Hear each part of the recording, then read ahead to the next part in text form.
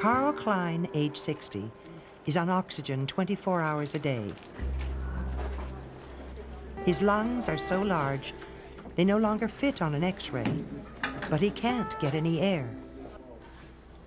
Carl has severe emphysema.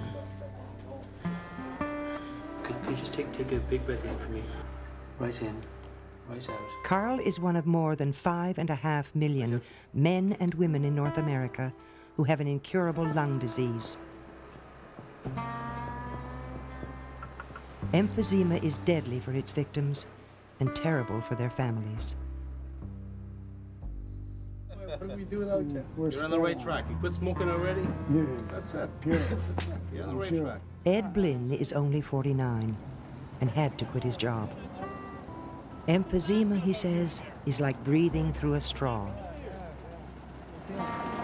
Some days I'm okay, some days I'm not. Long, slow one again first, okay? Lips nice and tight, just easy breathing. Emphysema is the 4th leading cause of death and claims almost 100,000 lives a year in North America. Deep breath in. Smoking is considered the major cause of this disease. Breathe out in again as quick as you can. Right up. Good. Off. Deep breath in. In. Medical treatment for emphysema, to slow down the deterioration process, has been disappointing. Keep going, squeezing. Right out, Carl, pushing every bit. Okay, come on out, relax. Almost 25% of those with serious disease die within 3 years. Carl and Ed gain no relief from regular treatment and are rapidly reaching emphysema's end stage. They have only one chance to turn back the clock. Hope lies with a radical new procedure called lung volume reduction, where a surgeon cuts out a piece of your lung. Now they have to make a tough decision. They can carry on in the same way and last perhaps another 5 years, or risk it all by becoming test subjects in an experimental and life-threatening surgery.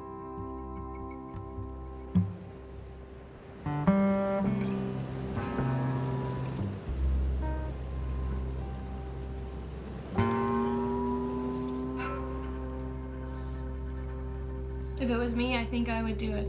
But when we think about you, then I'm sorry you're not enjoying things the way they are right now, but I'd rather the risk not be there. To watch you go through this has been terribly difficult, but there's no way to make up your mind for you.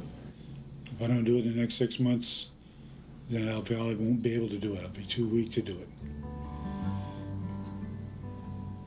So I got to make up my mind to do it. Well, as far as I'm concerned, I'm never going to be any better than right now. They say Carl was big and strong and loud and funny. Now emphysema is taking over both him and his family. He goes from the kitchen to the stairs, which is maybe 15 feet, and he stops for a few minutes. Then he walks up 4 stairs to go out to the upper level.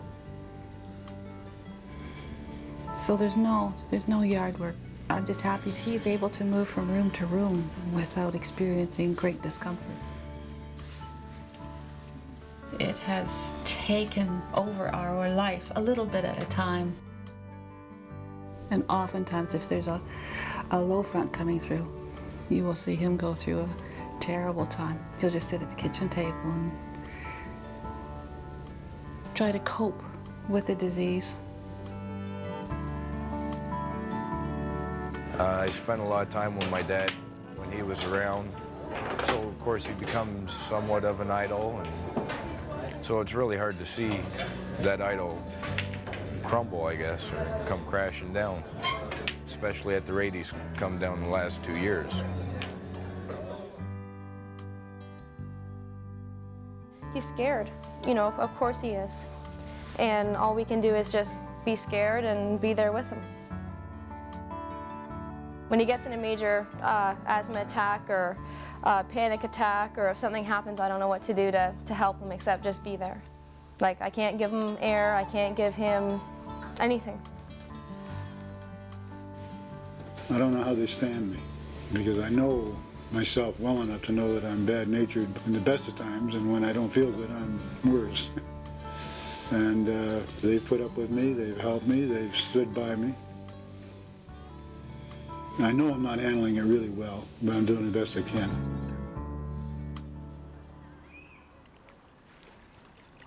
What's more important in life is the quality of the life. I mean, life is just a time span. What kind of a life is it? If it means sitting in a chair in front of a television 24 hours a day, no, I don't want that. That's not my idea of life or of living.